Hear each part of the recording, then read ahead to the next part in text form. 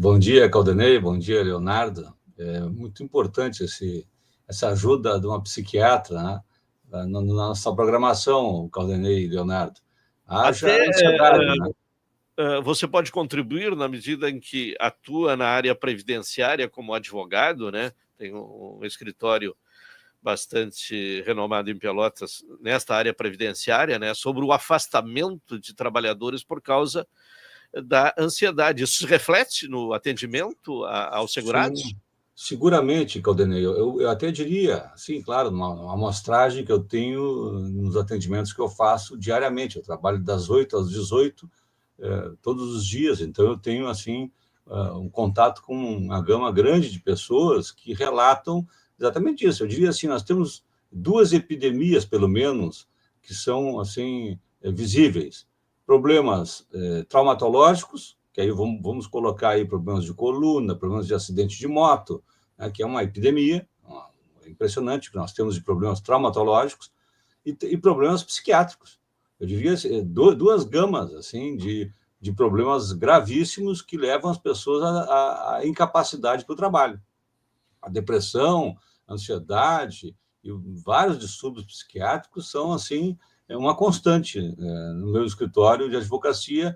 Eu vejo todos os dias isso, Caldenei e Leonardo. É realmente uma epidemia que nós estamos vivendo. Isso que foi dito pelo ouvinte aí, eu também compartilho. Eu acho que a nossa sociedade que é adoecedora.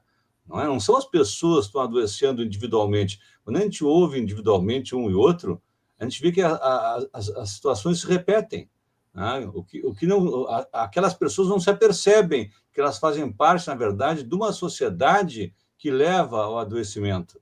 Não são elas que têm um problema individual, e as pessoas pensam que elas são fracas, elas é que não conseguem resistir, elas é que porque nós temos essa cultura, né, de dizer, não, a culpa é tua, tu é que não conseguiu fazer um enfrentamento ao sistema como deveria, então tu é um perdedor. Ainda tem essa carga ainda por cima, né? As pessoas ainda sendo perdedoras e achando que elas é que têm um defeito. E eu, assim, eu fico impressionado como essa cultura, assim, de que tudo é o trabalho, vigora entre nós, né? Claro que nós sabemos que se a pessoa não tem um trabalho que consiga mantê-la numa condição razoável de vida, claro que ela tem que obter essa condição e tem que lutar por isso. Mas eu fico impressionado como, sem o trabalho, e eu exatamente esse momento em que eu atuo, quer dizer, quando as pessoas já não conseguem mais trabalhar e precisam buscar um benefício previdenciário, sem o trabalho, as pessoas entram em depressão.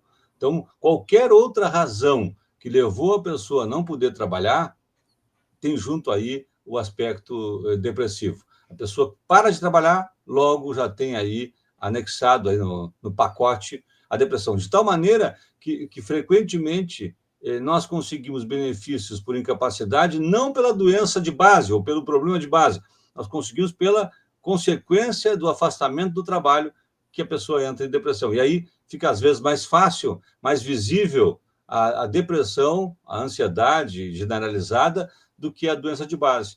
Então, realmente é muito importante de ter um espaço para debater essas questões, é muito importante, mas sabendo dessa questão sociológica que está por trás. É um tipo de sociedade que nós estamos vivendo que leva as pessoas a adoecerem. Elas adoecem porque vivem numa sociedade extremamente desigual, com exigências de carga de trabalho enormes, que é muito difícil cumprir aquilo que foi dito por último pela psiquiatra, que nós temos que ter uma vida saudável, quer dizer, a pessoa ter horas de sono razoáveis, ter espaço de lazer, ter espaço de convivência com os amigos, com a família. Quem é que consegue isso se tem que estar trabalhando 24 horas por dia?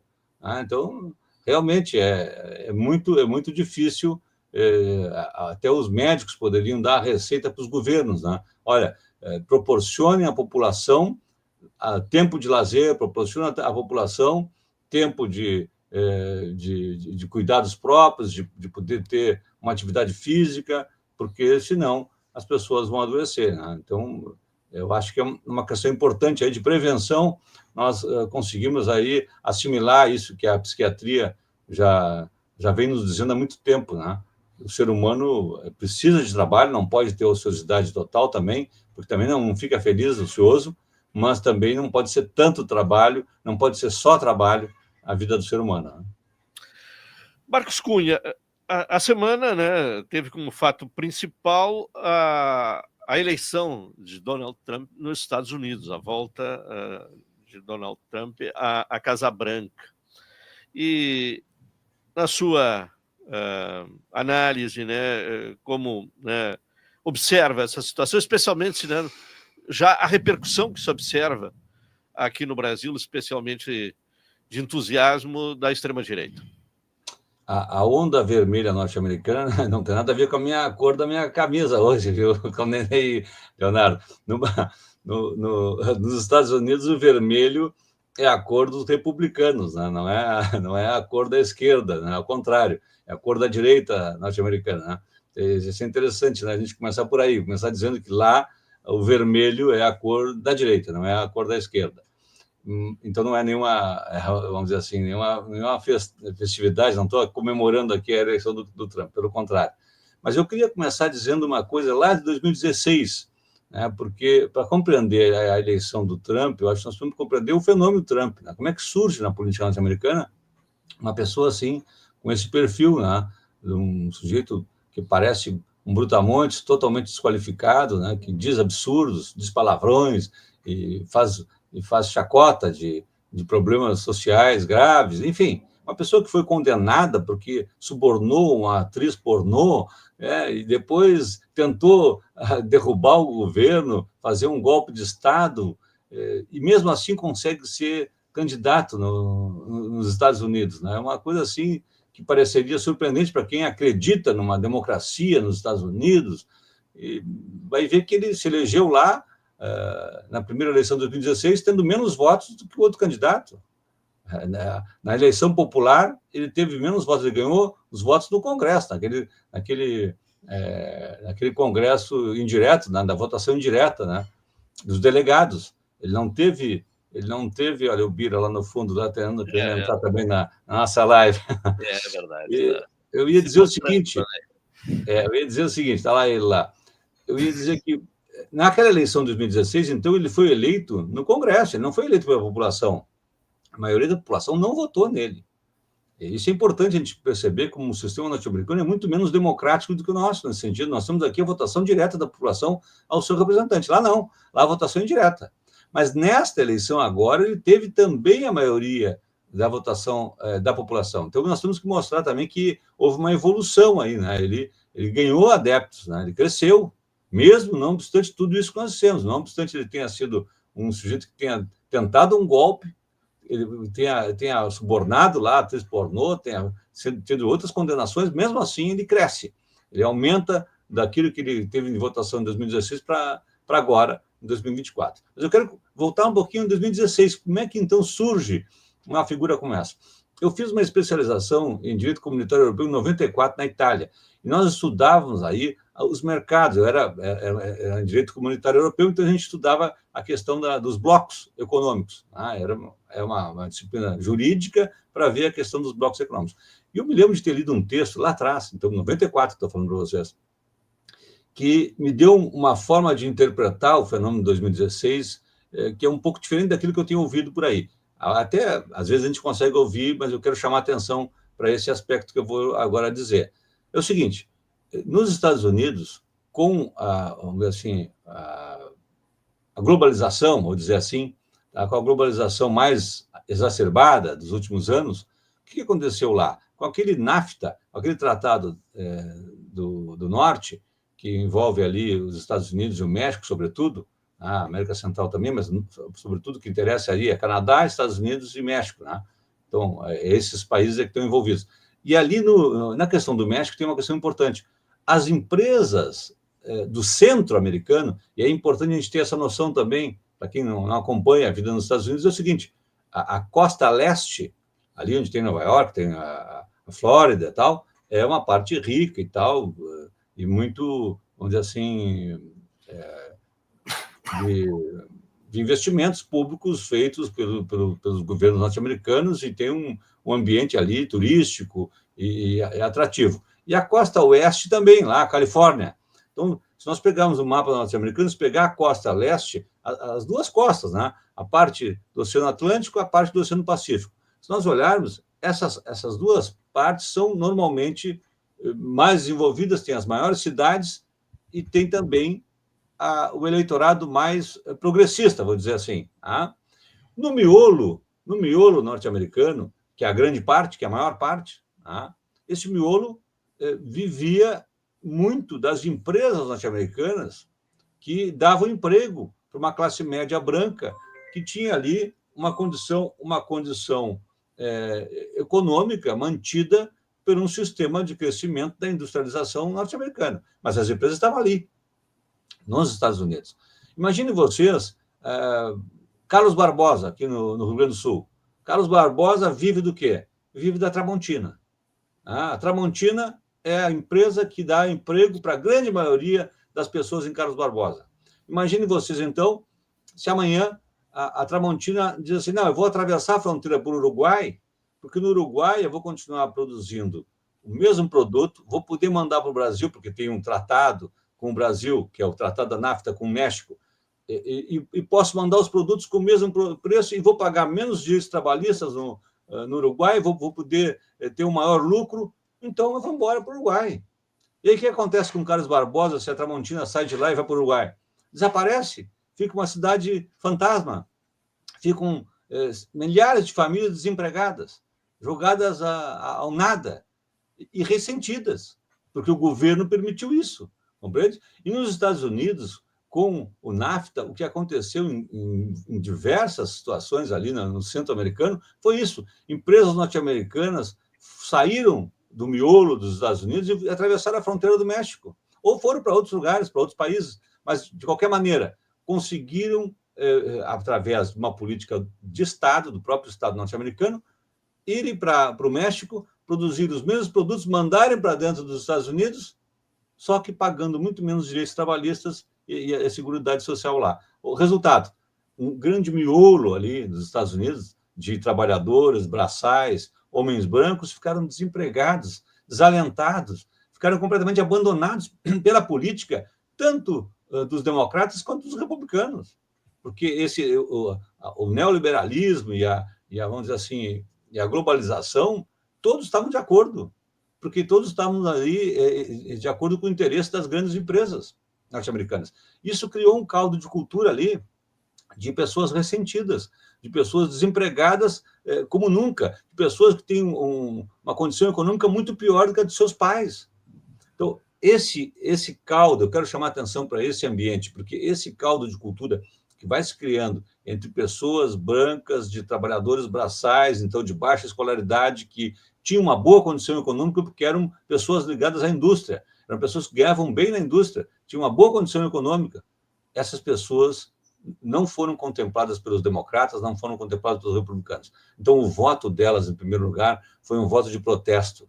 O primeiro voto no Trump foi um voto de protesto, um voto de alguém que disse, e ele disse isso.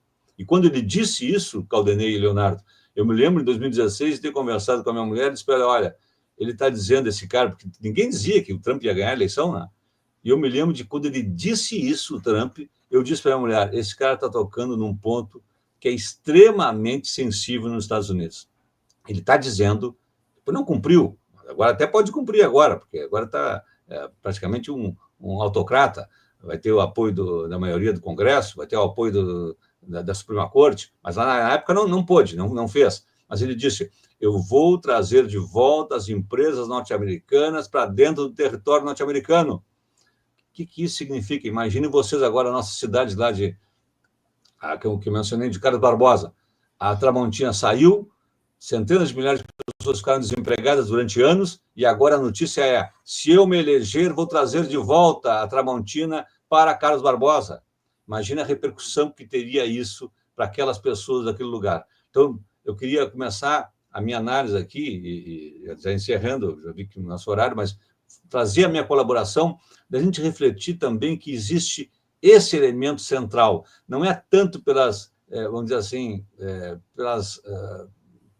pelos vícios que tem o Trump, mas pela virtude dele de tocar numa questão central que afeta a vida direta dos trabalhadores do centro dos Estados Unidos, que ficaram abandonados totalmente pela política, tanto dos democratas quanto dos republicanos, que agora desapareceram também. O Partido Republicano ficou um partido do Trump. Então, por quê?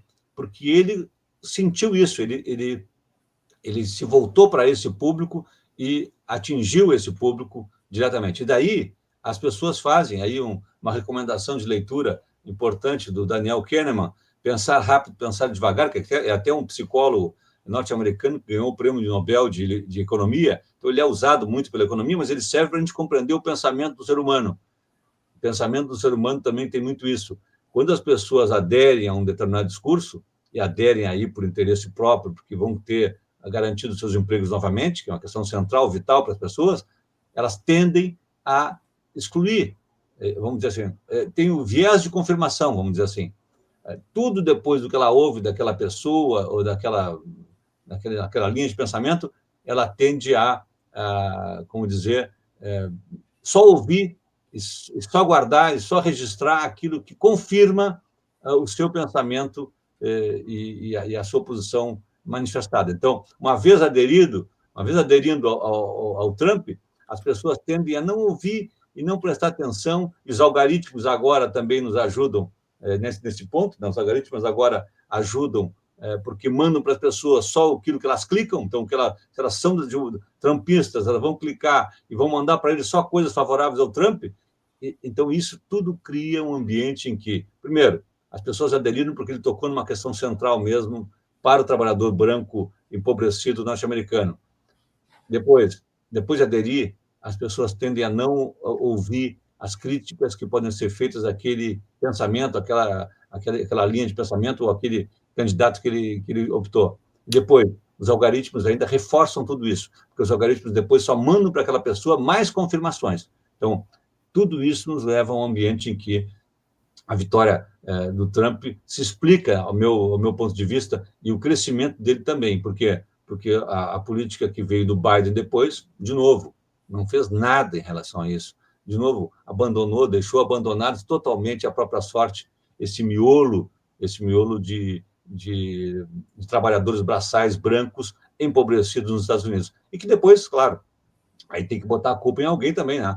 Botam a culpa ao sistema, e por isso querem derrubar o sistema, e por isso o Trump representa aquele que quer derrubar o sistema, e simbolicamente ele quis derrubar o sistema, quis fazer o golpe, né? Então ele é o símbolo da derrubada do sistema, e por ser então um símbolo da derrubada do sistema, ele tem a adesão dessas pessoas que são vítimas do sistema.